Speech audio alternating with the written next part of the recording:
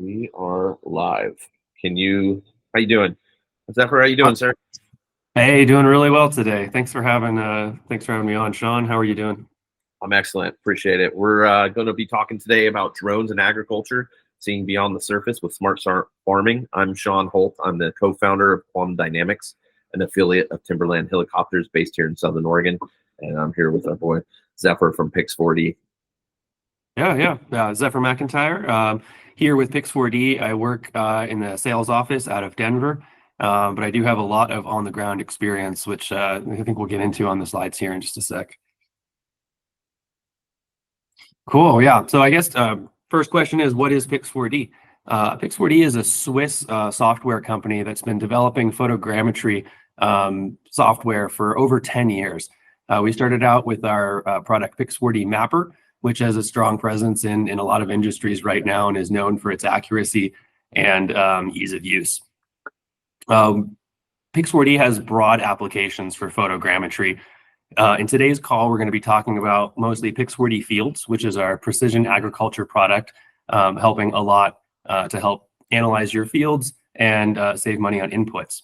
Our sort of main bread and butter with Mapper as well as Pix4D which are both photogrammetry processing engines, is in the architecture, engineering, and construction space.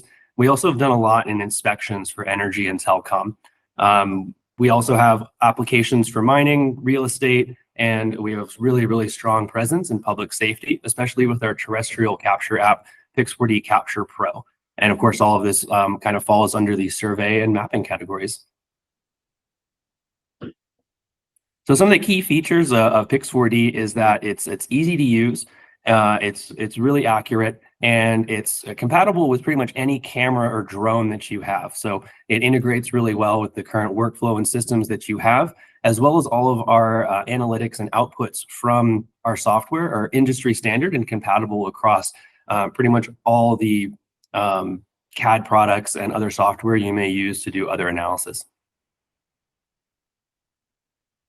So some of the benefits of using Pix4D are that you're going to get a really reliable and proven process going from data collection, whether that's images or LiDAR, all the way through to analysis, point cloud classifications, measurements, volumetrics, all of that kind of stuff can be found and produced using Pix4D software.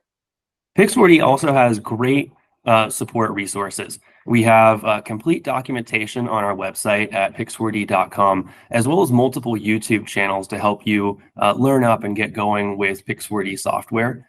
You can find it at our Pix4D channel on YouTube, as well as we have at Pix4D Agriculture, which will be more applicable to this presentation here with Pix4DFields.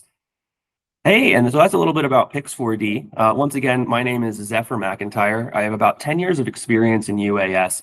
I started out building FPV and fixed-wing drones just for fun in my studio kitchen. I was then recruited into industry and worked for a number of engineering firms helping to build fixed wings and quadcopters. I have a lot of experience in photogrammetry and LiDAR data collection. How about you, Sean? Well, thanks for asking. And you're looking a little bit older now, buddy. You've got, the drone industry has put some years on us quite quickly, huh? It has. Pioneers. They say, watch out for the pioneers, and easy to find because they're the ones face down in the mud with arrows in their backs. Just an origin story about who we are. Founded in 1981 with Timberland Helicopters. I've been doing aviation for nearly or over 40 years now. I'm based out of Southern Oregon in Ashland, where I'm from, and Salt Lake City, Utah. And then in 2016, we started the Unmanned Systems and Special Projects Division.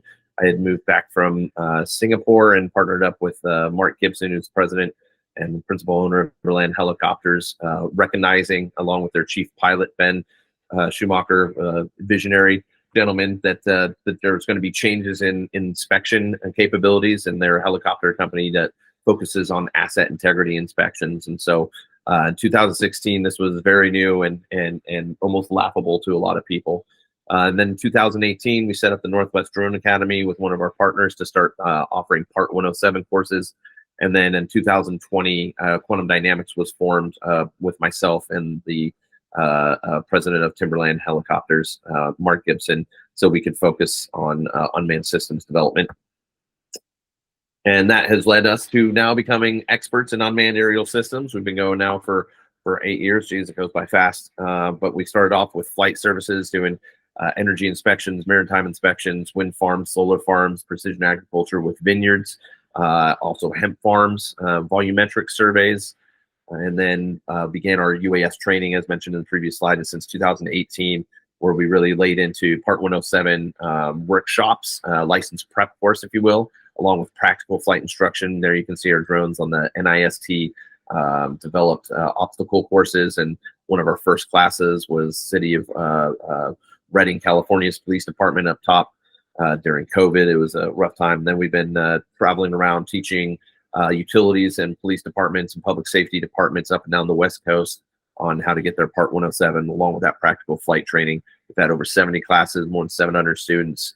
And then we also dove into youth STEM courses with summer camps and 18-week high school courses with 3-hour credits, which has been very rewarding to help local kids here. I grew up local, and there wasn't options like this when we were growing up. So they exist now, and we're trying to bring them to them. So we do a little bit about our UAS flight services. We perform and work with emergency management, public safety, energy, growing activity. We're working with drones, but we support utilities extensively, as well as telecom inspections, maritime oil and gas.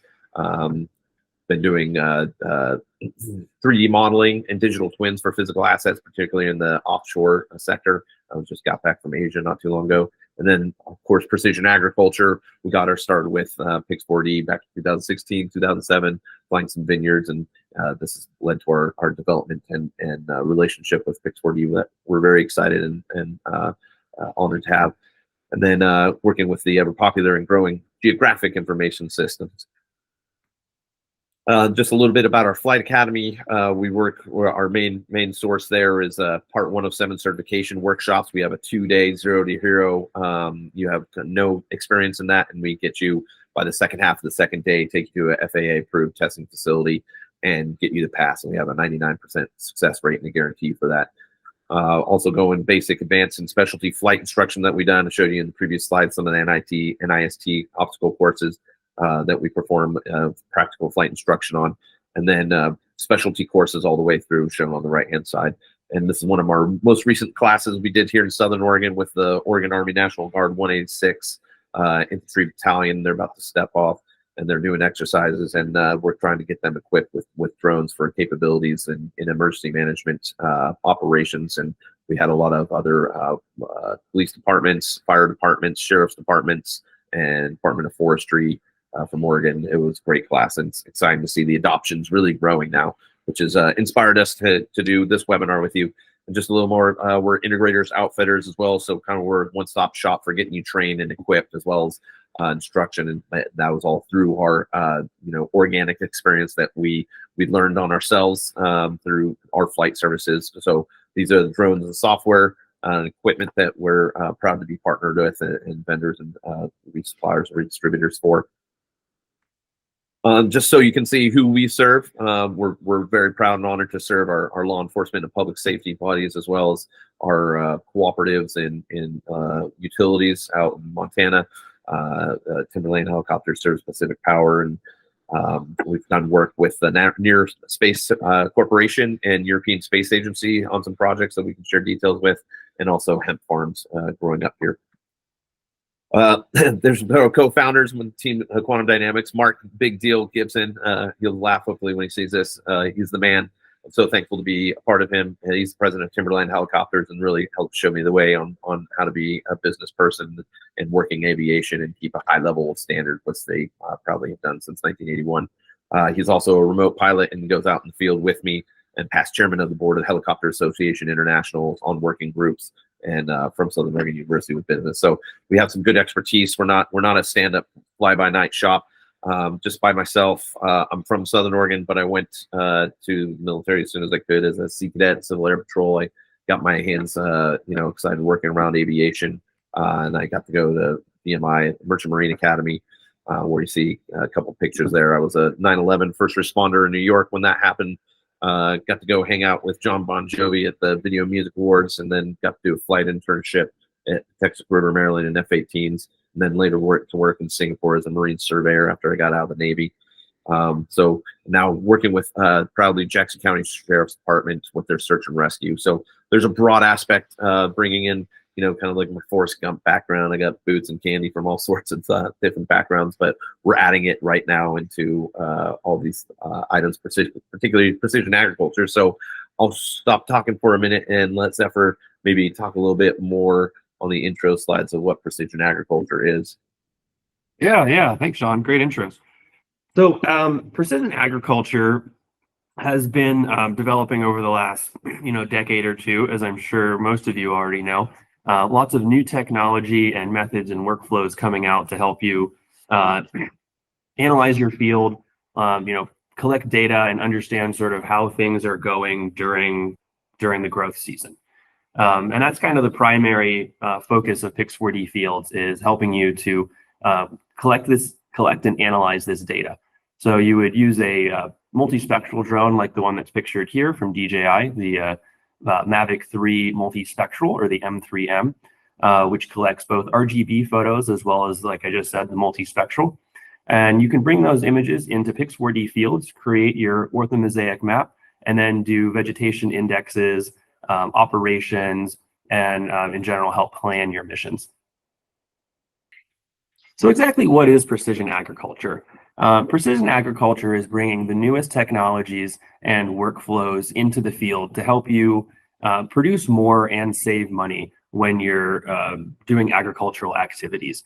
We're bringing in efficiencies, especially when using drones to create vegetation index maps to show exactly where in your field certain things may be happening, and to help you specifically and hyper target areas that need help while not expending too much extra resources on areas that don't. So precision agriculture is really about refining your workflow and process in the field, help reduce the amount of inputs, and keep you on track and profitable at the end of the growing season. Some of the additional information that you get with the multispectral imagery is not just going to be the vegetation index. You'll also get an RGB orthomosaic that you can use to create a digital surface model, which will show you the low points and the high points in your fields to help you manage that drainage and runoff, as well as water pooling. Awesome, thanks. Me jumping back in, some of the challenges of modern farming. I am or was a farmer, so I appreciate this. I wouldn't consider myself a full spectrum farmer, like the real salt of the earth people that walk this land and provide us substance. But I did it for many years and really gained a passion and a respect for it. And I understand that there's sustainable agriculture issues. Some of the challenges involving non-harmful and non-wasteful farming products, using less aggressive pesticides or other chemicals. But the main thing is increased yields. There's population expected increase of 9.1 billion people by 2050, or projected population of that, not just an increase, but overall. That means that food production calculations are going to have to increase by nearly 70% in that time, which is a really quick time frame if you think about it. Only a quarter of a century, 25 years. And many of us know how quickly that goes. So farmers are needing to produce more food because of extreme efficiency. And also cutting costs. The upward pressures on farms is, everybody's feeling that with inflation, but farmers at the highest level upstream in the marketplace and food production are feeling it the most. Countless stories are going around of how this is hurting farmers. So if we can find methods and tools and future-proof and use existing technology that's proven now, we can help farmers save money, help them in many fashions that we'll cover. So it's kind of a spaced repetition method we're going through. Benefits of drones: improved crop monitoring and health assessment via specialized cameras to detect. The multispectral and RGB will cover those briefly and how they are used to analyze for crops or growing areas of stress, health implementations, and cost-effective treatment plans, as well as enhanced precision in spraying and seeding. Reductions in labor and operation costs. We'll kind of break down. We'll go some of the back of the table or table napkin math and get some inputs from you on what you think if those numbers are real or off. But anyway, we've done some number crunching, but also risk management and crop insurance, detailed crop health reports, support crop insurance claims. My background in and maritime. I was an auditor as well as a marine surveyor for classification societies, ISO. So having objective evidence in the form of imagery that's time stamped and meta stamped goes a long ways when you're introducing that to a court, and just building that trust relationship with the insurance companies. And also having historical data will help assess and manage risk, is also future yields and performance monitoring. And that's from that data-driven decision-making, real-time in-field updates after each flight. And that has a lot, I don't know, everything to do with Pix4D here. I'm not sure if you have anything to add on that, Zephyr. No, I think you really covered it here. But yeah, that data-driven decision-making there at the end, that's really the biggest takeaway, I think. Being able to look at your field and on a week-to-week basis, or however often you fly it, and really hone in on the decisions you're making. And then over the number of years, you'll be able to create, better plans and better workflows as you increase the amount of data that you have available to you. Yeah, that's awesome. One question while we're talking about drones is drones versus satellites. Some farmers or people at farms can get access and do get access to satellites, but why may you prefer to have drones over satellites? One of them is the top line is cost, lower cost of drones, speed. You can deploy on command and on demand. So if you see and you want to get ahead of any stress, or you did something new, or there's some weather that came through, instead of waiting for satellites, you can go and deploy on command. Temporal resolution is up to date. Some satellite imagery may not be up to date, or you might not be able to quickly ascertain the date of that. Also, spatial resolution, we can get to centimeter level accuracy with real-time kinetics or RTK, as well as larger mapper areas. And then 3D models and point clouds are possible with drones that you can't get from satellites, from that photogrammetry of overlapping pictures and taking from multiple angles. Applications in agriculture, kind of a little this in the background, we'll keep running. Crop monitoring, actually you can help with this, Zephyr. A little, yeah. Yeah, so some of the benefits and applications of Pix4DFields and drone flights within agriculture. As you can see here, we've got crop monitoring, some kind of soil analysis, planting, and then finally spraying, which is the putting inputs on it. And so when using a drone and Pix4DFields, you're getting a very accurate picture in time of what your field looks like, both visually and with that multispectral data to show the health of the plants. Addressing environmental and economic impacts. The environmental being a reduction in chemical use, because what we said in the last slide, talking about spraying, and we'll have some more examples of that later, but being able to precision spray based on data-driven decisions on what you can see in multispectral before the visible eye can detect it. You can get ahead of that. So if you're, instead of having to spray and pray or shotgun spray, and hitting with a dumb bomb, you're hitting with a precision weapon. It's also that helps minimize environmental footprints.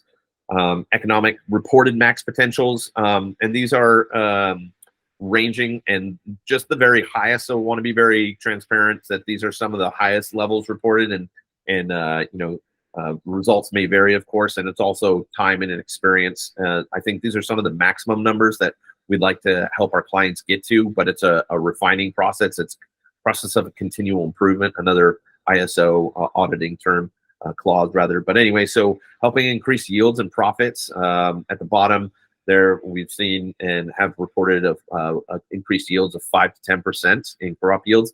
Also reducing OPEX or operational costs, savings in 40% in labor. Again, we'll show you some of the math and how we get to some of those items, as well as 20 to 30% savings on pesticides and 15 to 25% savings on fertilizers. So you can do some of your own table napkin math on yourself and find out, hey, what am I paying for all these things, and what could a savings be like, and what is that price point that applying drones or buying a drone or flight services like quantum dynamics and Pix4D applications can provide.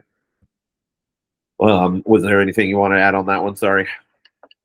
No, I think what you said pretty much covered it. But yeah, I just want to reiterate that these savings numbers we have here, this is sort of an optimal. We've worked out workflows and everything to get here, but really the takeaway is that by using precision agriculture, especially a drone with a piece of software like Pix4DFields to get that multispectral data, that vegetation index, it really allows you to hyper target specific areas of your field that may be in trouble instead of having to, inoculate maybe 400 acres. It's only a small 30-acre section that really is the problem. And so you're saving 90% of the cost on inputs instead of just blanketing your entire field. Awesome. Well said. In fact, what he said, you know who this gentleman is? I know Nick G. Yeah. I work closely with him here in Colorado.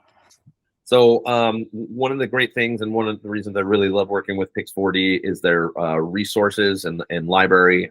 There's a lot of us are Ronins or self-taught as beginners and pioneers in this field. And so this was taken from another webinar or use case that they had. But I just want to recapture that, what Nick said, and the value of the drone for growers boils down to time. If we can save growers 5 to 10 hours per week by capturing hundreds of acres of scouting data in minutes instead of hours, we have added significant value. Less time in the field for our growers means more time at home in the evenings with their families, attending more of their children's extracurricular activities, and hopefully even a vacation or two away from the farm with their families. And man, I appreciate that. I recently just got on a trip to Bali, and it's because of the efficiencies of drones, man. Nice. Yeah, get that time off. Get that time off. Zephyr, I think this one's more for you. So the value of photogrammetry, it's a really good question. Photogrammetry provides a lot of time saving as well as better data and more data than traditional methods. Previously, you would have a surveyor that goes out with some GPS equipment and is collecting one shot or one point in space at a time. It takes a long time to cover a big area, and you don't get as many data points as you would with photogrammetry. Photogrammetry can reduce an 8-hour day down to 45 minutes, and you're collecting 100 or 1,000 times more data than you would with traditional methods. Specifically bringing it back to agriculture, photogrammetry allows you to get insights into fields that normal crop scouting might not even be able to see. We're all familiar with low-lying plants like alfalfa, which you can kind of see into the middle of the field and do a bit of analysis that way. But when you start getting to crops that are shoulder level or higher, especially like corn and wheat, you're not able to see into the field as far, and you're definitely not going to want to walk into the middle of the field to see what's going on. And so photogrammetry in this case gives you insight into areas that you would previously not have been able to see and take action on. So yeah, the workflow for photogrammetry. The first thing that you're going to do is you're gonna fly your area in order to collect your base images. You're then going to take those images into a piece of software like Pix4DFields or Pix4D Mapper, and that software is going to do the act of photogrammetry and create your orthomosaic. Essentially, you're going from a whole bunch of photos to one big photo of your area. After that, you can do analysis, either just simple visual analysis to see where crops may be performing well or underperforming. You can also bring in your vegetation index using that multispectral imagery to really gain a better insight into what your actual plant health is. And we'll go into more about the vegetation indexes later. Pix4DFields is a precision agricultural mapping software.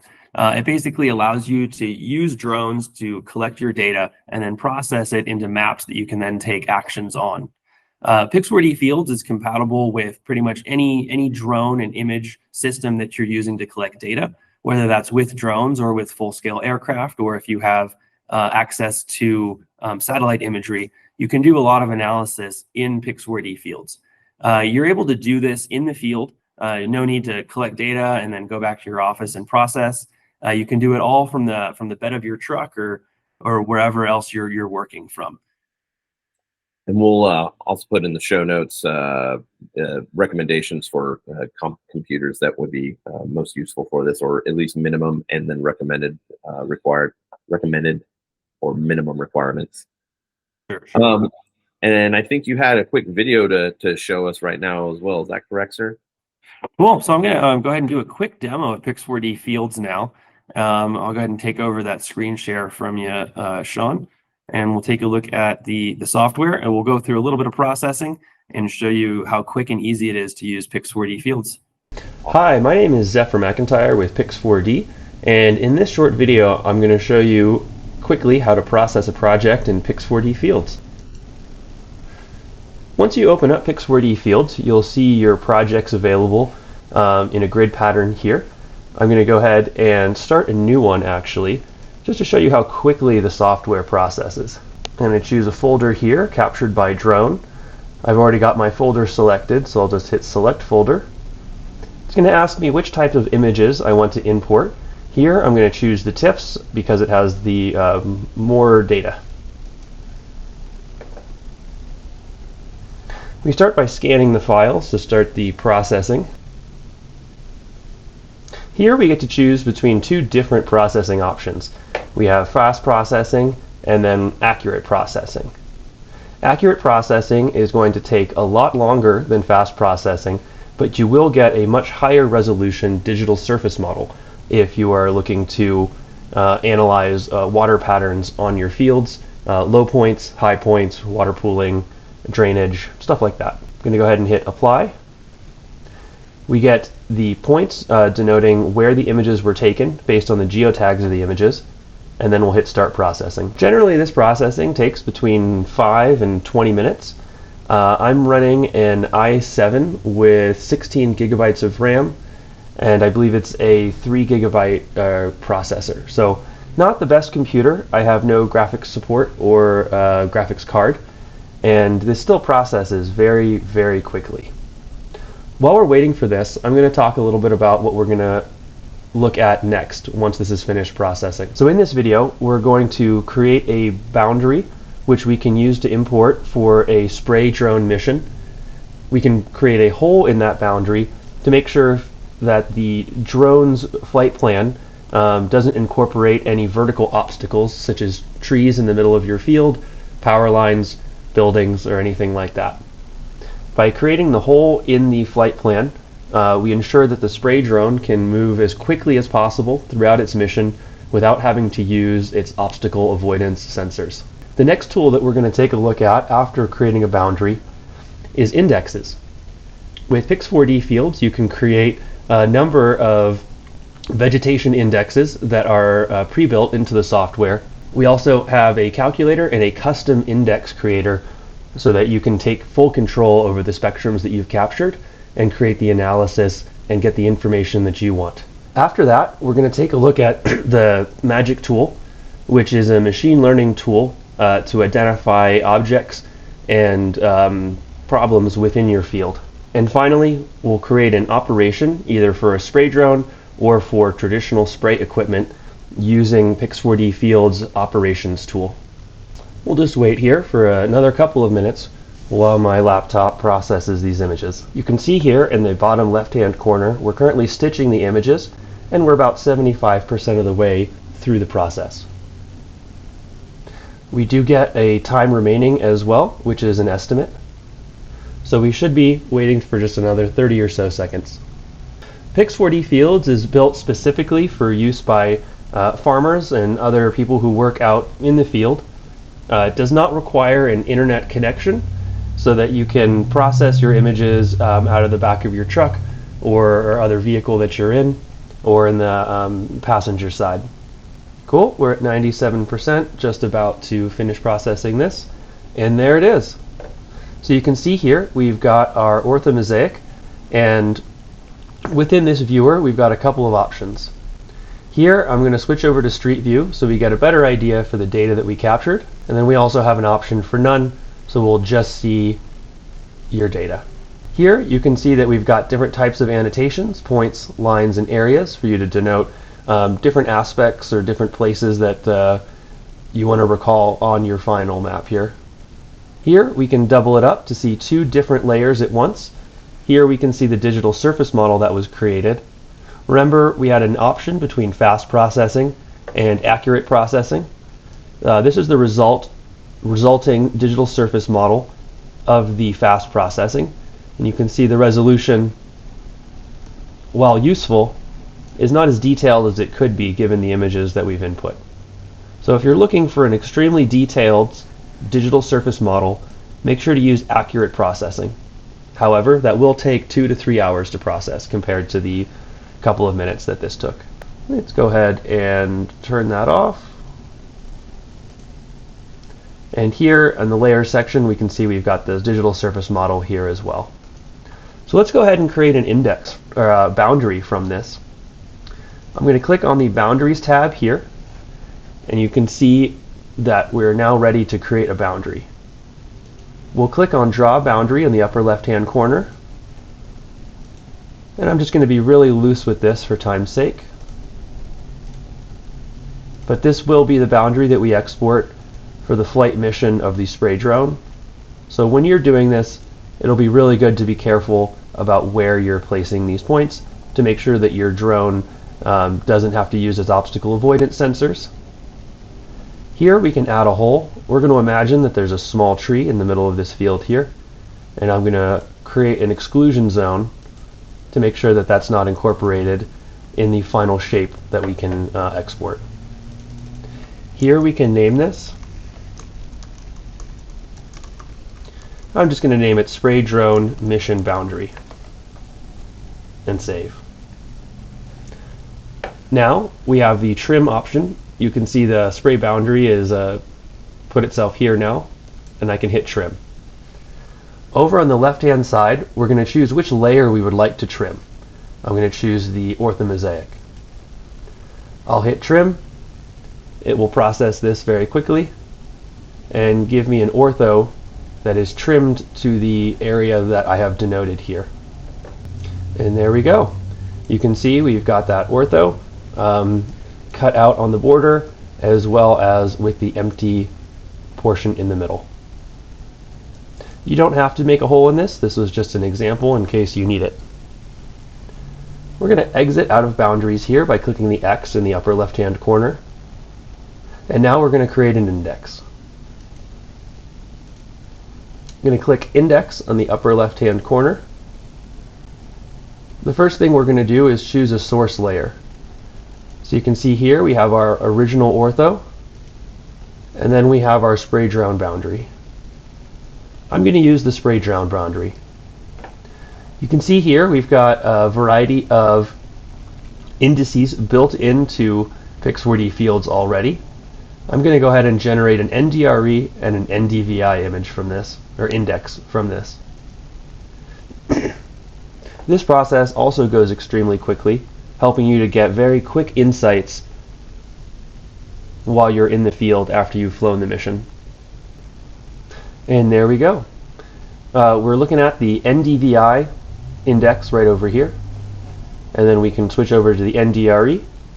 It's quickly going to create overviews the first time that we click on it, and then we'll have that data, and you can see the differences between the two. The other thing I want to mention about indexes is we have a custom index calculator here. Allows you to give it a name of the index, and then here you can enter the formula using the available bands that your camera captured. In this case, we've got red, green, red edge, and near infrared. Now I'm going to demonstrate the magic tool.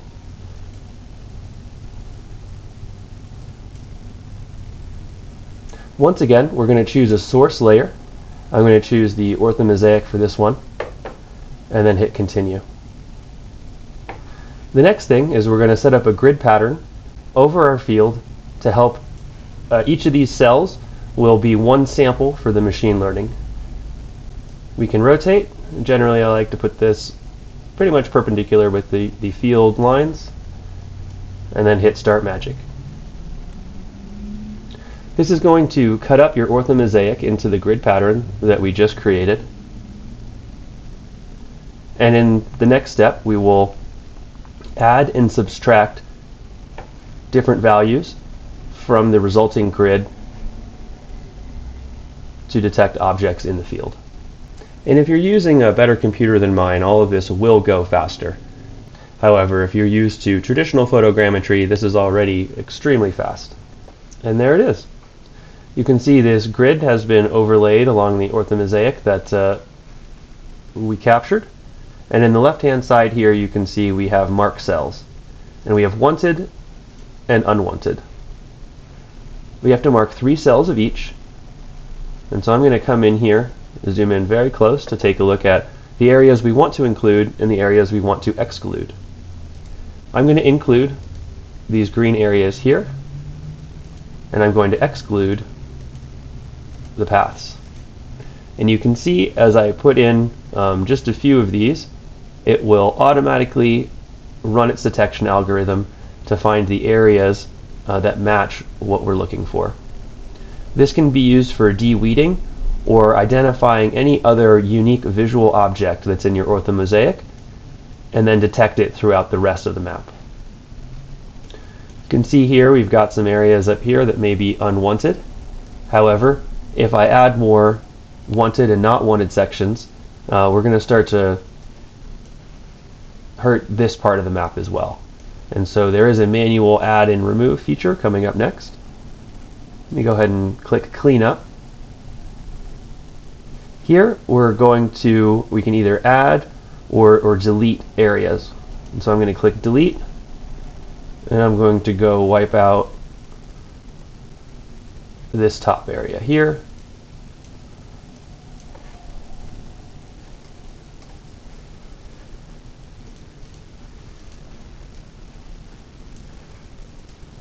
Oops.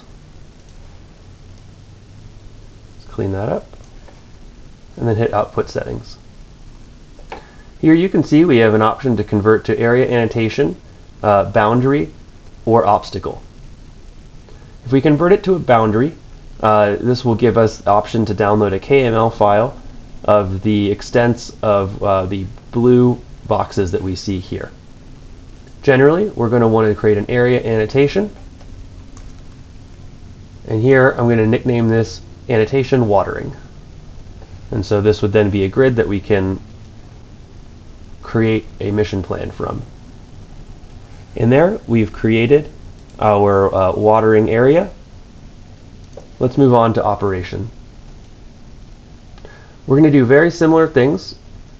Let me choose this one here. In operation, I'm going to use zonation and prefill grid with an index layer and hit continue. Here we're going to choose the index layer that we want to use for this operation, and I'm going to keep it on NDRE. In the magic tool, if we had identified obstacles, we could load up an obstacle file here as well. I'll hit continue, and Pix4DFields will create the operation. The next option is choosing the prescription unit for the spray operation that we're creating. We get an options for gallons, pounds, and seeds.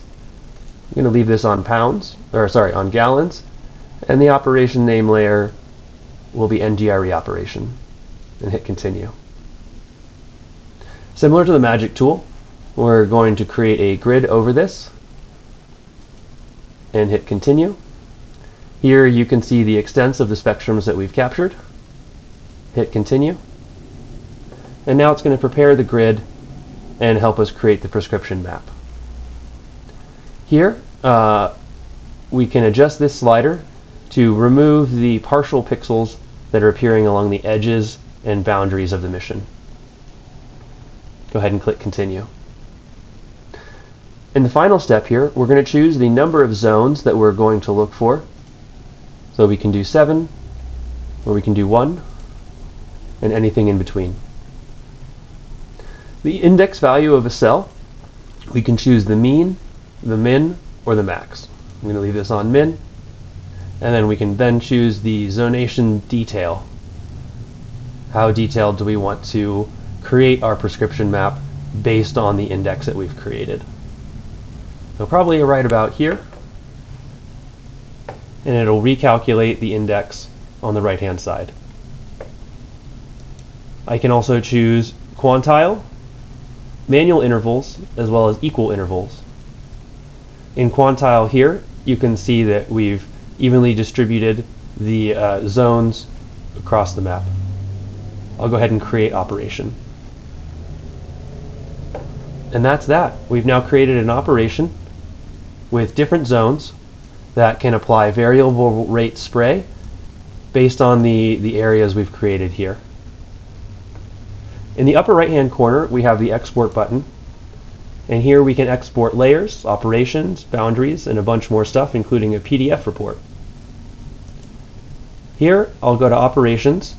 We have our NDRE operation that we just created that's on screen, and then we can choose which vehicle this operation is for. We have DJI Agris, the T-Series drones, XAG, Amazon, Hardy, as well as the generic tractor sprayer, which can be used for traditional equipment. I'm going to choose DJI Agris here, and you can see here we've got the VRA mission because this is a spray mission. Continue. We can set our flight height as well as the spray width. Look at the final details here. You'll be able to input the number of gallons that you want to deposit based on the different zones created. And then here, adjust the cell size. I will do 5, 10, 15, 20, and 25. So now we have the gallons per acre input into our zones, and we can hit preview. It'll update that preview for us, and then we can hit export. Just go back a quick sec. You do have the option of adjusting the cell size here, and this should be set to the footprint of the spray nozzle on the ground. Export. Here I'm going to set it to downloads. We're going to select this folder, and it'll export that operation. If you have any questions about how to use Pix4DFields, please let me know. You can contact me via the Pix4D website. Thank you for watching. Bye. All right, that was very cool. Thank you for sharing that with us, Zephyr. I wanted to also go through one of the questions we often get is in the decision cycle versus the crop cycle, when drones should be entering this part of the agricultural system or cycle rather. So understanding the surveying and scouting that the drones will be used to collect the data about the site, and it's then imported into Pix4D or Mapper as was demonstrated, and that software processes the data offline while you're in the field. And then in being able to interpret the findings, this is where some more, there's a combination, and maybe Zephyr, you can better guide myself and the audience on some of the interpreted findings with crop counting, row detection, areas of stress, land topography, determining field boundaries, and planned target operations for variable rate mapping. Is pretty cool and unique. And I know this is a very technical demonstration, but we want to kind of be a single source of someone being able to come and really lay into this. And this isn't certainly for everybody, but this is for somebody, and it's the people that really want to hone in and future-proof their business, are interested in when and how these findings are interpreted. Yeah.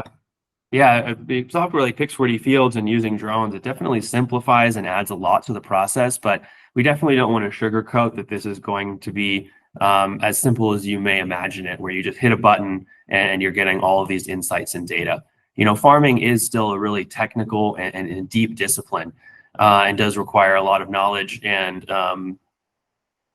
capabilities in order to do it correctly. While Pix4DFields and drones helps alleviate and save a whole bunch of time. As you can see here under the interpret findings, there's still a lot to know in order to make insightful decisions based on the data. Also in the crop cycle, when to make the decision, action steps for farmers and agronomists to analyze information provided. We'll talk about agronomists in a little bit, and planning for localized pesticide applications for trial plots. Maybe you can tell us what trial plots are, Zephyr. I actually don't know what trial plots are. I can interpret from the the name. Yeah. Go ahead. Interpret from the name. Yeah. And then exploring new irrigation techniques, as we've talked about waterlogging and seeing where that flooding may occur, and then storing that record of work, success, and improvements, as we discussed, continual improvements, also having historical data, and then objective evidence for the history of the farm, and then implementing the action plans, making that decision, uploading maps for precision agricultural capable machinery such as John Deere Farms, which they partner with John Deere Operations Center and/or drone, then using GPS positioning with centimeter level precision even for site specific applications, and then enacting treatment based plans based on prescription maps that are provided. And again, we talk about that centimeter precision that's achieved through real-time kinematics, or RTK, which is satellite navigation techniques that are enhanced through the precision data derived from satellite-based positioning systems as well. So in the skies and on the ground, it just basically more precision accuracy on where you're located. Drones at work in different stages of the crop cycles. The step 1 planning stage and emergence, plan the best use of your field to maximize efficiency.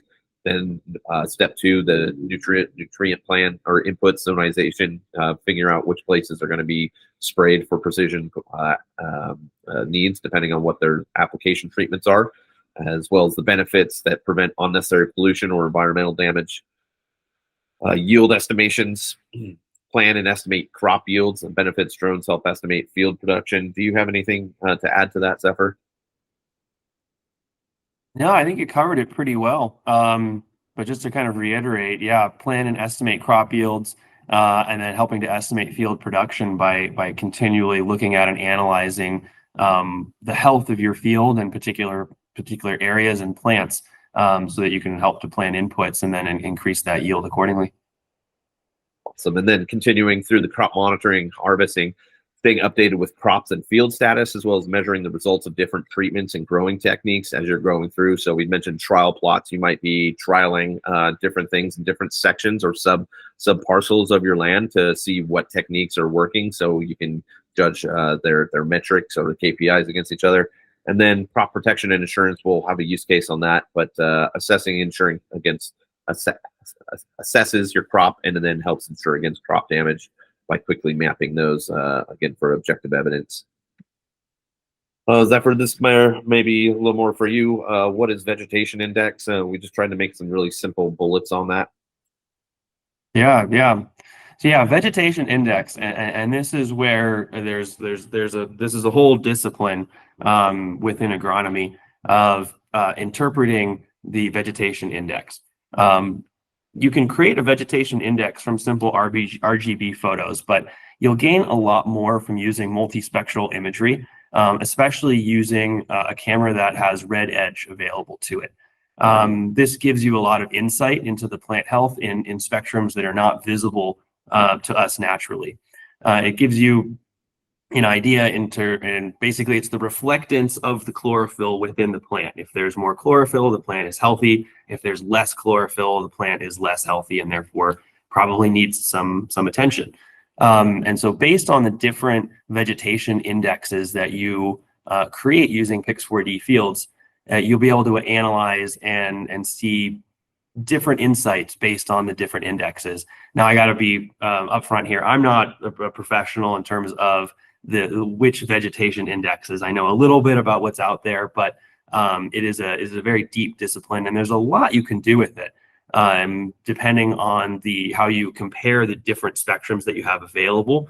You can gain different insights into what is going on with your plant. Right? It's can get a lot deeper than simply this is unhealthy, needs more water. This is healthy, keep it as it's going. You can get a deep insight into the different types of inputs you may need to help a certain area of your field. Right on. And those, again, will help with the growth cycle with identifying water stress levels or even nutrient deficiencies.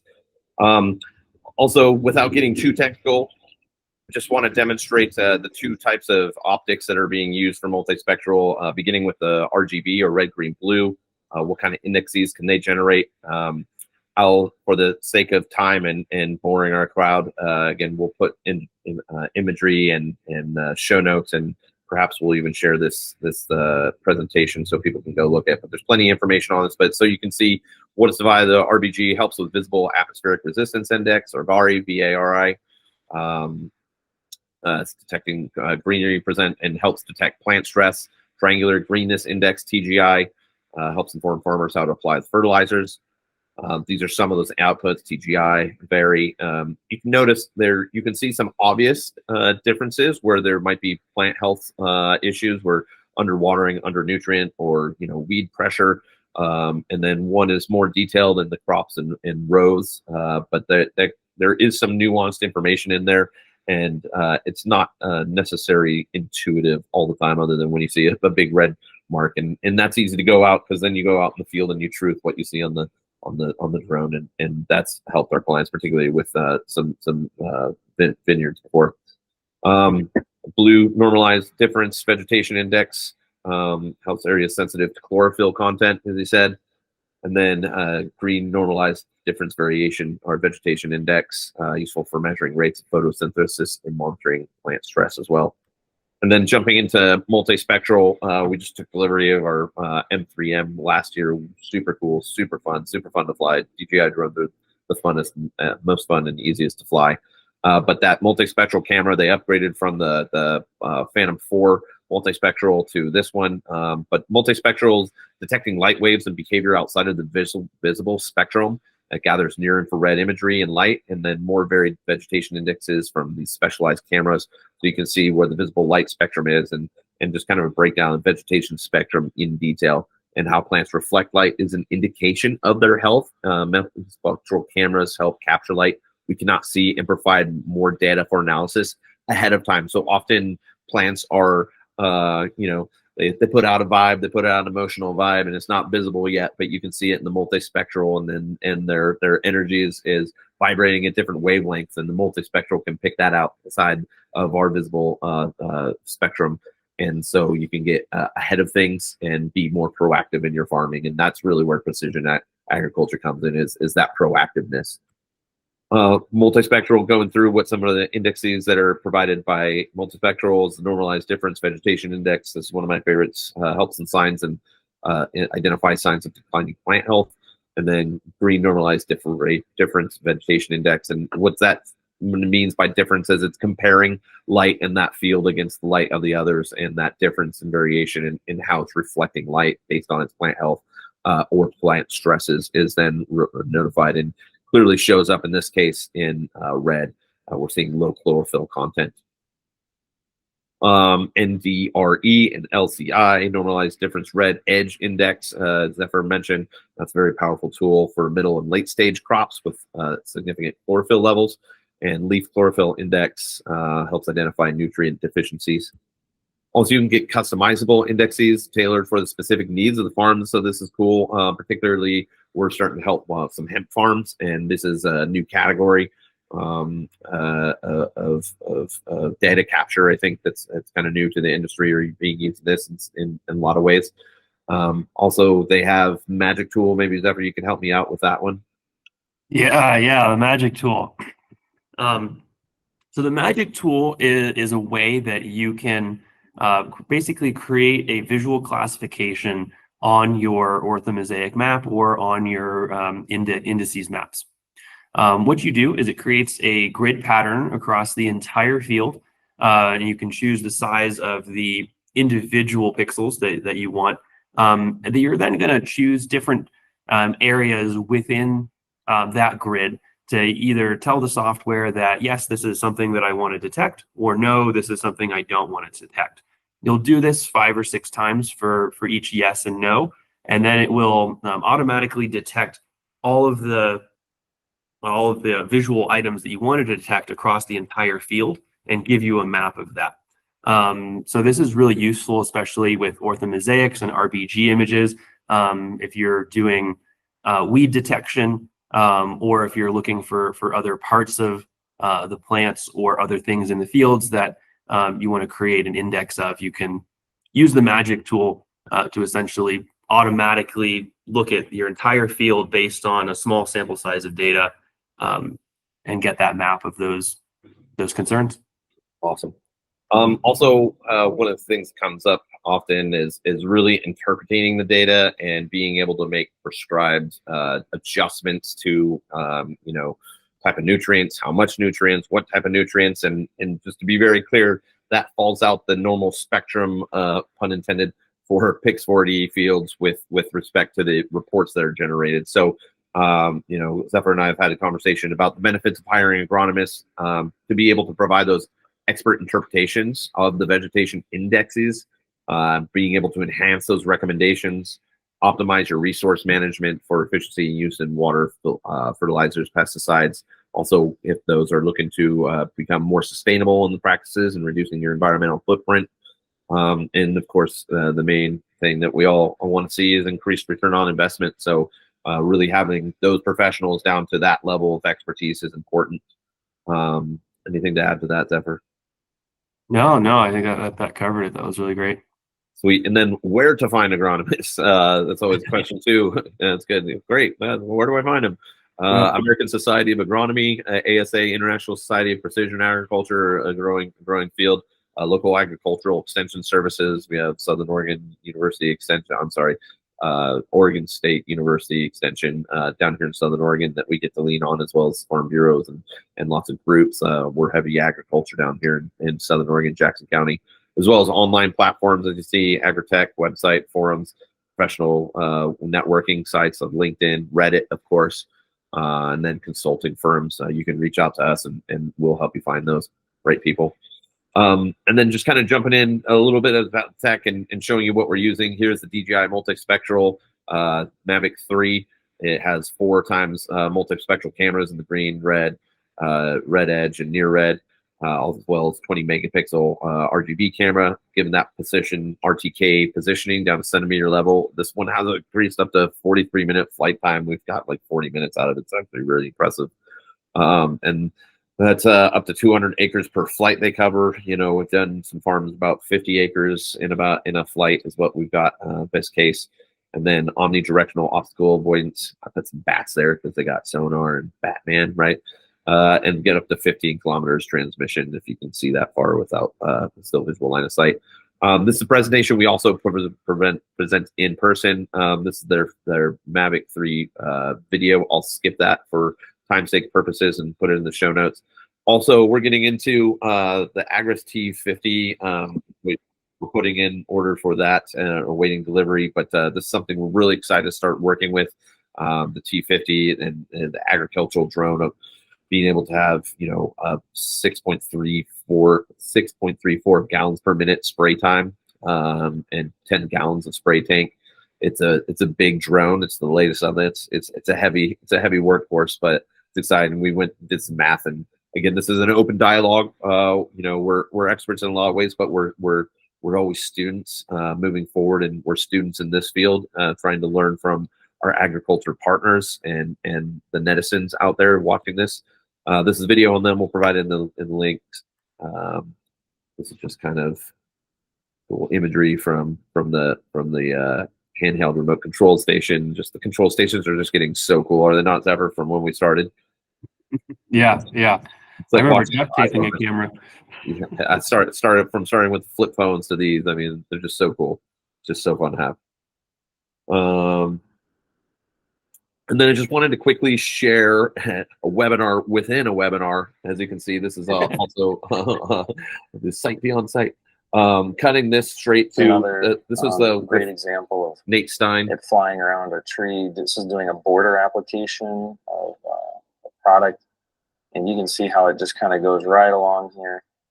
And it's really kind of fun to see just how tight this thing gets right into the corner here. So now it's going to come right in. We're going to fly right up around these trees. And it didn't like that tree there. It kind of saw it as an obstacle too. So it's kind of navigating and skirting around it. So I made this boundary probably too tight. I think maybe next time you can see that overhanging branch there. And there's a really big one that's hanging over. So I want to cut there real quick and just point out the prop wash on that. And I'll have a slide to discuss that. But previously, we've been asked to take the drones. You know, we've done both with helicopters and with drones after rain season, you know, near harvest, where mold is an issue. And I just want to let people see and kind of think in the back of their mind, like, oh, maybe this could be another use case to utilize. That one, which is good. Fully automated. So it's really cool to see how it can navigate and go around these boundaries as well as it does. But, you know, when you're flying full speed, and you have power lines and other things, drones can only go so, you know, they can only capture those obstacles so fast. So I always tell everyone, it's pretty cheap insurance to do that type of a flight. Yeah. Yeah. So moving past drone mapping with John Deere Ops Center. You have anything to really add on that? Just want to show it's not just the drones, but you can interface that precision data to the fields or John Deere equipment for that prescribed spray map. Yeah, no, we definitely here at Pix4D realize that, there's a lot of existing equipment and not everybody is ready to take the jump to using drones, or they have a field setup that it's not particularly conducive to drones because they already have John Deere equipment. And so we have an option to integrate with John Deere Ops Center to help you plan your routes using your existing equipment. That's awesome. Yeah, I mean, it provides those orthomosaic maps with the vegetation indexes for proper analysis, and then precise interventions with targeted interventions for nutrient management and drone capture from the drone capture data also. So it can go back and forth. It's like you can capture the data from the drone and also feed that prescribed map to John Deere equipment or drone spraying. But drone spraying is a growing industry, very new, right? And this is just kind of a quick slide from your guys' website on what that drone mapping sequence looks like. So, and here in this, go ahead. Yeah, in this slide we've got farm manager up in the right hand corner there, and that can be swapped out. We were talking about agronomists earlier. Generally, farm managers and agronomists, those are the people who are going to take the data after it's been collected. You can see here the image analysis and digital scouting. And then the farm managers will be the one to implement that actionable results. So, or you get an agronomist to tell you which results or which actions you should take to get, X results based on the data that you've collected. Yeah, copy that. And then we just want to show some use cases. Some of them are real. Some of them are hallucinations that we've built just to showcase. This one is Vineyard monitoring with multispectral imagery that apparently took place in Hampshire, UK. It was a 6-month duration. You can see on a 97-acre field, and then they did individual plots for trial plotting, as we mentioned, using Pix4DFields and a 3D spectral. The objectives were that early detection of vineyard disease, efficient harvest planning, and improved decision-making with monthly updates. Key results were early disease detection to identify powdery mildew, allowing treatment and with limited spread. Also improved plant health monitoring, detect areas with low photosynthetic activity, and applied seaweed treatment to boost the plant health, as well as optimized plant harvesting, planned harvest order to pick the ripest grapes first and ensuring optimal quantity for it, which I think is pretty cool in itself. Again, as having my hands, like green thumb myself in the farm. Benefits, faster action and detection issues, detailed monitoring without physical presence. That's really great, particularly people who invest in investment farms or remote, or you got to go on vacation this year, but still you can't let go because you're type A and you want to drive it all the way home. You can still go remote and have a company like myself come up a fly, or we sell and equip you and train one of your people to be able to do that, and then you can get that detailed remote monitoring, as well as making those custom indices for precise analysis. One we came up with orchard monitoring with multispectral here in Medford, Southern Oregon. Very similar outlook and objectives, but early disease detection, improved plant health monitoring, and optimize plant health output. So, I mean, we're hoping to get labor reduced efficiency, and we'll get into that a little bit more. But efficiency improved, reducing plant or disease spread by up to 40%, increased overall yield by 12% would be really optimal conditions, and we'd like to see. But you can't manage what you don't measure. So, if nothing else, on this first season, you get going and you take some metrics, some baseline metrics, and then farming is a sequence over years. So if you can improve that over years through objective evidence and precision agriculture like this, these are the numbers we'd like to see and produce with you. And then reduce labor efficiency, being able to do things, like we said, saving times by not having to go out in the field is one means, or spraying. Orchard monitoring, faster action to detect issues, detailed monitoring without that physical presence we mentioned, very similar to the vineyard ones. Preventing mold and hemp crops post-rain moisture near harvest season. Here in Southern Oregon, we often experience late season rains. Excess moisture increases the risk of mold and mildew, especially in dense hemp crops. This is a preventing mold and hemp crop use case. Mold can significantly reduce crop yield and quality. Very frustrating because the price point is low for farmers, as we know. And that solution using drone prop wash to dry crops as an option.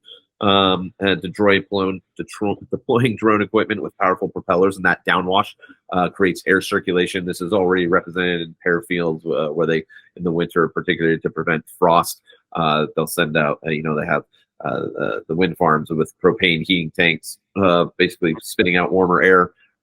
Timberland helicopters does this for crops as well, flying over, cherry fields and whatnot to wash all that water away, and frost, sometimes.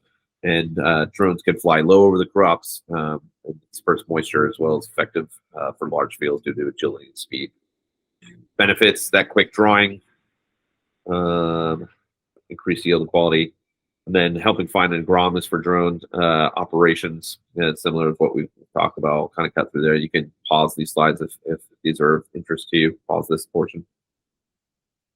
But also understanding qualitative, I'm into quantitative and qualitative. The Matrice DJI, the DJI Matrice 210, 35 minutes typically. Effective crop wash, we can do 20 to 30 acres per flight at a cost. If you want to do initial investment, buying one yourself. Also, we do flight services. Based on hour. The bigger one, the DJI T5, Agras T5, that's kind of cost up front. Flight time in 20 minutes, but it can carry 10, maybe half the time, half the acreage size, but twice the prop wash because it's a big piece of metal. Then versus wet helicopters, flight time is 2 to 3 hours per fuel tank. They can cover 100 to 200 acres, but they're going at 1,500 to 2,000. Might be hitting a mosquito with a sledgehammer sometimes. Depends. You got to make those decisions as a farmer. But now there's more arrows in your quiver. And then qualitative measurements, drone advantage, that precision, flexibility, safety. Helicopters advantages have coverage and power. And then also crop insurance, understanding here's a use case that came out of Spain and North America, where they were able to basically accurately and timely assess crop damage following adverse weather events, providing provisions for reliable and detailed evidence to support insurance claims and improve transparency and trust, as we were talking, between the farmers and insurance providers. Insurance providers are experiencing lots of upward pressure as well, and I think it carries across multi-sectors. So if they can make better decisions and have better relationships with the farmers, that's all great, because those key results are early disease detection. We talked about some of the other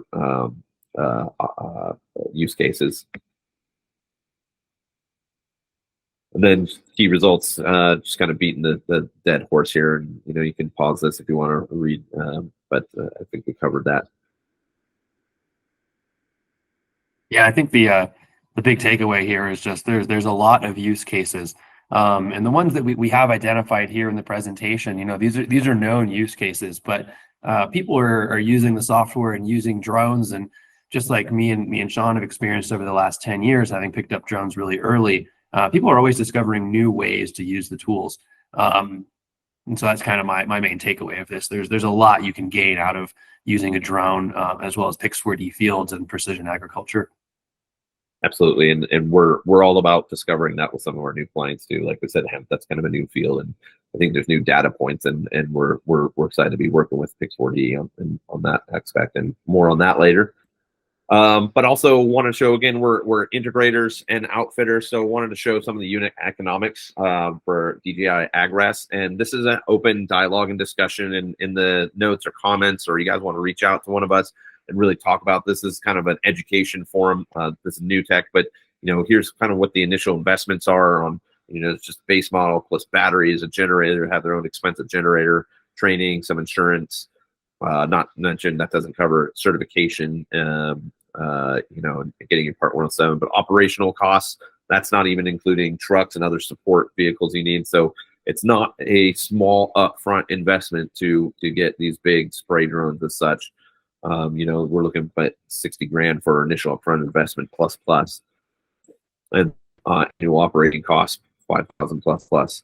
But what are the unit economics with breakdown? So, and again, this is where we really like to get feedback so we can hone our math and our service projections better and pricing strategies more efficiently. But labor costs, if we're having $20 an hour, $2 an acre, it's for $2 hours per acre, $40 an acre plus equipment costs. This is for spraying and then using humans to go spray or legacy methods, plus your equipment costs broken down by acre, chemical costs. So total per acre, we've gone through and just done some, like I said, table napkin math that costs $120 per acre. I'd be very interested to see who's done those metrics on their farm. As you say, you can't measure what you don't manage, or can't manage what you don't measure, either way. Whereas we have a T50 service, we could cut labor costs down to a half hour per acre. That brings it down to about $10 an acre. Equipment costs to the the person we were providing service to is out. Chemical costs, again, we're trying to reduce those chemical footprints, and so by having more precise spraying from Pix4DFields and what we get out of that, hopefully we can reduce 20%, bringing that down to $40 per acre versus 50. So total cost would be $50 an acre compared to $120 per acre legacy method. And again, this is speculative. We're working on these, but this wanted to demonstrate, it's like, well, why would I use this? It was like, well, hopefully we can achieve these results. Savings per acre, breaking down labor savings, $30 per acre with equipment costs, $30 per acre, chemical costs saving $10 per acre, went back, total savings, $70 per acre. Is that significant? How many acres do you have? What's the investment? And, if you want to do this outfitting yourself in your own farm or hiring outsourcing that service provision. And projected savings for different farm sizes we went through, maybe you could save $3,500 for 50 acres. $7,000 for 100 acres, and 200 acres, could be upwards up to $14,000, projected savings. And again, we want to find more partners to go through and really help you with those savings. I mean, that's significant savings for a farmer, bottom line. Mm-hmm. Best crops in Southern Oregon, just so people know what we're dealing with. We have hemp, orchards, lavender, wine grapes, vegetables from lettuce, onions, carrots, spinach, hops, blueberries, hay, and alfalfa. These are all crops that are in Southern Oregon. If you're here and come across this video, or we send it to you and you look at it, and, hey, is my field applicable to this? That pretty much everything. And by this, I mean Pix4D and multispectral surveys first and foremost, and the precision spraying as a add-on that we're looking at growing. But the main focus of this is Pix4DFields, and all these benefit from that. What is that average farm size in Jacksonville, Oregon? I went back and did a breakdown of crops, and we're kind of going as and also based on our flight time and capabilities of about 50 acres per battery, or about an hour of flight time setup and flight time demo, take the imagery out and whatnot. So hemp and crops are going to be average size 10 to 50 acres. Orchards, anywhere 10, 100, 40 acres, much bigger in some of the farms here, or orchards. Wine grapes, 20 acres for vineyards, 5 to 30 average for vegetables. Nurseries, 5 to 20. Mixed crops, 5 to 200 acres. I think that'd be more in line with orchards as well. And then pasture lands, pretty large. That's hay, alfalfa, and also cows.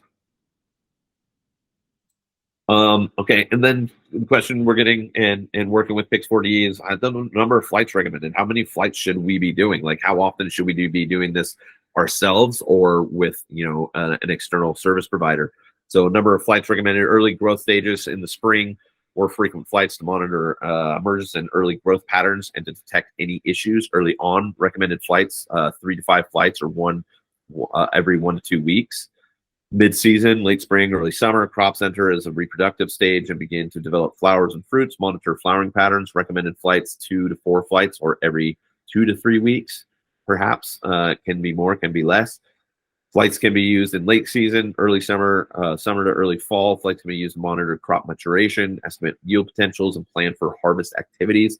Recommended flights 2 to 3 during this time, and that's every 3 to 4 weeks. And then after harvest, used to assess crop residue, planning to cover crop covering, and for the following periods. Tongue twisted, need some water. And then recommended flights: 1 to 2 flights, or as needed on a post-harvest activity. Anything to add on there, Zephyr? No, this looks good to me. But always, the more frequent flights that you do, the more detailed and robust information that you have. So I would say here that this recommended flights this would be kind of the bare minimum that you would want to do. And flying more is always going to be more helpful. You have that extra data available. Yeah, and that like minority report, that precog intuition and being able to see sight beyond sight, just basically trend analysis, but also getting more flights to be able to earlier detect items or issues or concerns. Yeah. I kind of ran through, estimated potential savings on a 100-acre basis. Again, you can capture this, screenshot it, or whatever to go on. These are very rough numbers, so I don't want anybody to get, you said this and that, blah, blah, blah. Again, these are, just some numbers we're playing with, so you could say, could this be beneficial and how much, on an optimal basis. Comparison of services of equipping versus training, equipping you and purchasing, just the breakdown of what this is going to cost you up front if you want to purchase through us as integrators or you want to use us as flight service providers. But also putting in their Pix4D field license and the cost, if you want to hit on that, Zephyr. Sorry, I just there for a moment. Sorry, it's a lot of information. You can see Pix4DFields 1, 2, 3, 4 down. I see. Yeah. So we have Pix4DFields available on a yearly, a monthly, and a perpetual basis. And so what we have here on the chart is the 1650 is the yearly cost for Pix4DFields, and there's no limit on the number of data that you can process during that year. And everything is included within that annual subscription. You even have access and a couple of uploads per month to our cloud service. So if you want to share that with a remote agronomist, or you have someone else that's doing analysis that's not there with you, and you can send them the cloud link, which gives them the same tools that you have available to you within the cloud at your location. So it just helps instead of sending a simple PDF or a JPEG. It can be useful, and people do work that way, but the additional tools provided by that cloud is really useful. The other option that's worth talking about is the Pix4DFields perpetual license. Generally see people progress from, they'll buy a month or two in their first year and use it and kind of experiment with it, or they'll work with someone like Sean to do the services for them and understand how Pix4DFields is working based on the reports they're receiving from the provider. And then they can move up to the perpetual option, which is about $4,000, and that's how you own the software. That's awesome. And we'll have a special offer here at the end that we'll mention once we get to that section. Also, multispectral flight services, a lot of questions, a lot of discussions that Zephyr and I have had is, what's the market rate for this? And, we all been kind of looking around, and, after nearly a decade in this, both him and I, for experienced flight service providers, for experienced pilots, that have experience, mapping experience, but also coming equipped with this high tech. It's not cheap, as we've shown. There's a significant upfront investment in equipment and software, as well as certification, training, and licenses, waivers from time to time, as well as insurance. Those are all added up costs. So just showing and kind of setting what the market rate is for flight services. It's usually about $200 to $250 an hour, and then we price our pre-flight planning and post-flight processing at $50 an hour, and then travel time we do that, and plus per diem rates. So if anybody's looking for help and like, where do I even start, we're pulling back the curtain even to some of our competitors, but there's a lot I want to talk to some of my competitors if they come out here. I don't even consider anybody a competitor. We're pretty spread out right now. There's a lot of collaboration to be done, and we're still very new in this field. And so, we want to make those relationships and build those, because we all kind of work together. It's a small community right now. But anyway, expected hours, for up to 50 acres, if you had a plot up to 50 acres. And again, we do this 50-hour basis because it's about what we get in a single battery or hour of time. So this is kind of the benchmark that we use. So we charge anything up to and below 50 hours on this basis, and flight time, half hour to an hour, post-flight processing and report generation, more closer to the 2 hours. 50 acres, even though you're only flying 1 hour maybe. There's a lot of pre-flight planning that goes into it, and hazard mitigation, making sure your airspace is correct. There's no flight restrictions, and then post-flight processing time, which you can do in the field, and report generation. But maybe there's more to be in there than just right in the field. So, and then deliverables. Can you walk us through what some of these deliverables are, Zephyr? Yeah, definitely. So the first one we have here is the orthomosaic map, and that's just a complicated way of saying it's a map that you see from the top down. And that'll generally be in an RGB visual light spectrum, so you can do a visual analysis of your entire field using that orthomosaic map. The second one here, vegetation indices, which Sean went into much deeper than I thought you were going to, which is really great to learn about those and at what points during the growth cycle you're using the different wavelengths and spectrums to analyze where the crop is at. So that's probably one of the most important deliverables available within Pix4DFields, is the ability to generate that vegetation index, which then leads into the crop health assessment. Using those vegetation indexes, you're able to generate that crop health assessment and sort of understand at a deeper level what's happening within your field, and being able to do things like yield prediction, as well as pest and disease detection, irrigation management recommendations. We talked about this a little bit earlier in the call. Being able to generate a digital surface model, you can see there at the very end. We'll show you low points and high points, valleys, areas where water may pool and collect, so that you can plan your drainage strategy or your watering strategy more effectively that way. And then field variability analysis, just understanding the different areas of your fields and how they're reacting to weather patterns, and just being in a different area experiences different weather events and wind and stuff, and so we would require different management techniques depending on that variability. Awesome, thanks. And just what we do for our clients is we do a smart farm starter flight. Our value proposition is free trial Pix4D. Again, maybe I'll just ask Zephyr to tell you what the normal time frame is, but also special offer for if you've watched this far into the webinar and want to trial it out, Zephyr is able to help hook you up, man. I'll leave that to you. Yeah. So normal Pix4D trials are 15 days. Gives you a solid 2 weeks to demonstrate that. But here with Quantum Dynamics, we're giving out 30-day trials. If you want to shoot Sean or me a message, we can get you hooked up with that, as well as hop on a 20 to 30-minute phone call and go over details and questions you have after you've used it for a little while.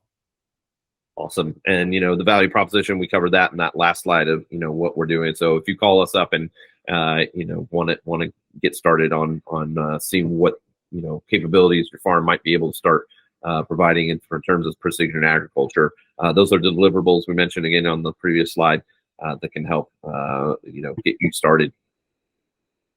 And then exclusive offers for early adopters. Why might you act now? What we're doing for our clients, and might you want to do this for yours, is to help gain some momentum and scarcity is the fact that we're locking in rates. We can help our clients hedge.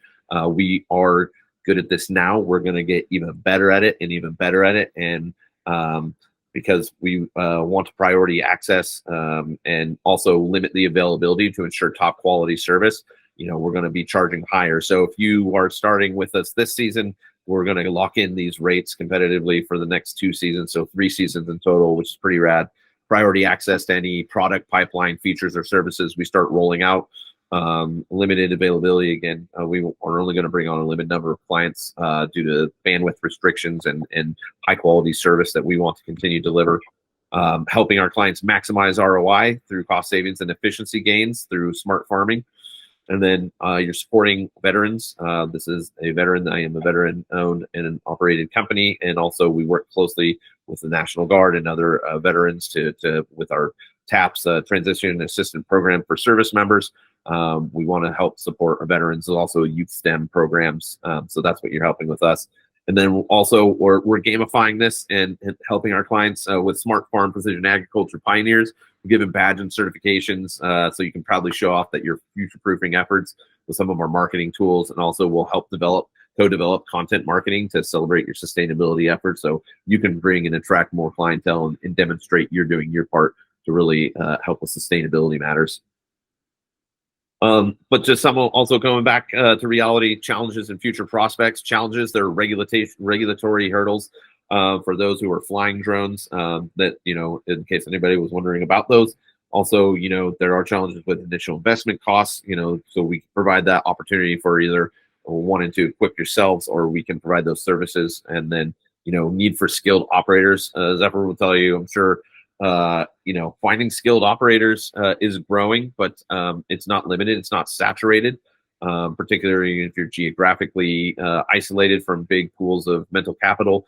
You could come into issues getting skilled operators and motivated personnel, but we found them luckily and have them. So this is just consideration. Then future prospects is technological advancements. I mean, Zephyr, what have you seen the last 10 years progression wise? Oh, the last 10 years, we've gone from, the DJI Phantom 1s, which would sometimes, have errors and cause them to kind of go over the horizon outside of your control. That's where goodbye, there's $2,000 flying over the horizon. Thankfully, we don't deal with that anymore. We've seen huge advancements in technology over the last 10 years, going from having basically no manufacturing base to pioneering things as simple as optimizing the motor technology, the battery technology, and as well as the cameras. I think the cameras are the biggest sort of technological advancement in the last 5 years that I've seen, because we hit a place where the drone technology was amazing, but they didn't have the right size and weighted cameras to mount on the drones. I don't know, Sean, if you remember, I think you were doing cinematography stuff. You would need a giant drone to put one of those Red Dragons on, or whichever big cinema cameras, and the quality of the output and the size and the weight they've gone the opposite direction, right? They've got huge resolutions, much smaller, more compact. And so we're going to continue to see that type of innovation and movement over the next 10 or 20 years. I wouldn't be surprised if we see new battery technology coming out next. For sure. And specific to what we're here gathered around with smart farming, tremendous leaps in camera technology, as I was mentioning, also software capabilities, product offerings that Pix4D has developed in their pipeline since we started with them in 2016, 2017. Resolution, what's coming out, computers, laptop computers. We just got a 64 gigabyte, 4 terabyte solid state drive with a super fast NVIDIA processor, and I mean, oh man, screaming, right? And where it used to take hours, it's taking minutes to get that, and that just brings your efficiency down. So, what Pix4D's precision agriculture, in order to hit those numbers that we talked about earlier, that 9.1 billion population in 2050 and increase of production yields required of 70%, that's happening. We're on the movement of it, the cusp of it. So future proofing operations is cool and critical and very exciting, and lots of opportunity, particularly for youth and my clan of veterans that we want to support. That's providing transition programs and new technical skills, as we're starting to see AI and robotics take over a lot of different applications. Drones still require an operator, so become on that side of it. Regulatory concerns, just so we can catch and know you're not going this blindly. There are issues to be considering, and we tell this too. This season we have the National Defense Authorization Act that's in Congress, the American Security Drone Act, and executive orders and from the Departments of Commerce and Defense and Energy on restriction of drones from particular origin points and sources. Those are all concerns, particularly for someone who might be like, well, I want to buy all the stuff that we just showed, but is it going to be banned? There's variations in the language and competing interests in both the Senate and the House that have a lot of variables on what that final outcome is, on how restricted the ban is it going to be phased out over time? will grandfathered situations be capable. But do your own due diligence. Happy to talk about that with some people, but know that's out there. And one of the reasons, like this season, while we're waiting final kind of rulings, if you will, or legislation on this, we can be doing the flying and the flight services portion. But Pix4D is safe and hedged from this. They're a European company, right? And operating in the US. So there's no concern about any restrictions related to Pix4D from the software aspect. It's just going to be what tools are going to be allowed to be used to capture that data for them. Exactly. Yeah. It's really just, it's the equipment here and one particular origin source that people are concerned with. But Pix4D is completely not involved in any of that. In fact, we work with a lot of government organizations, specifically a lot of U.S. government organizations. I can't talk about exactly who we work with beyond that. They'll shut us down. We're done. I just don't want to violate any agreements we have. But yeah, Pix4D is trusted at very across the government. I'm not talking just forestry, right? We're other places. Anyway, you guys get what I'm pointing at. And then we're also deep into the commercial side as well. There's a lot of very big organizations that rely on Pix4D for their photogrammetry and data collection. That's awesome. Just wrapping up and winding down, conclusion of this and summary, that drones are transforming modern agriculture. They're revolutionizing farming practices with precision and efficiency, also empowering farmers with real-time data and actionable insights and decision-making. This significantly benefits in efficiency for the crop, its costs, as well as environmental impact, reducing those OpExes, increasing yields, minimizing environmental footprint through those targeted applications we were talking about, as well as enhancing stability and resource management. Time management is a huge thing, right? Particularly smaller farms or any farms. They need that higher return on investment and maximize efficiencies. That's done through proper resource management, largely. And then continued growth and innovations are expected, as we covered in the other slide. Advancements in this technology, software integration, expanding applications, as Zephyr was making reference to, that there's always new ways and new tools. I'm just always impressed, and someone sees that in a different light, and they're like, "Man, we can use it for that." And being around those people is still rewarding. And then ongoing research and development driving the future of smart farming is really exciting. Yeah, I'm really excited. We've already got a lot on the table to take advantage of right now, and it's just going to get better as the years go on. Yeah, I mean, it's a full-time job just keeping up with current technology and being on top of it as a service provider and for you as a software provider. So just like people were freaked out that when the ATM was invented, the automatic teller machine, that it would get rid of the people in the bank, and it actually stimulated more jobs because it's created its own ecosystem. So the robot revolution is scary in one aspect, but it's exciting. Elon Musk says he's trying to make better jobs, and we're here at the forefront trying to do our part for that. Yeah. We're on the side of this that's trying to do the work so that we can do the art, not have the machines do the art and we do the work. We're on the good side of it. Absolutely, man, for sure. Here's just some quick resources you want to go down. We'll provide more in the show notes, but just showing some of our notes and work. But other than that, really thank everybody for holding in for as long as this one was. It was a deep dive. Again, it wasn't meant for everybody, but those that really wanted to learn and get on it and see from those that are out in the field and the leading service provider, Pix4D. Thank you a lot. There's my contact information. You can reach out. You can scan that QR code. We'll also provide all of Zephyr's contact information as well.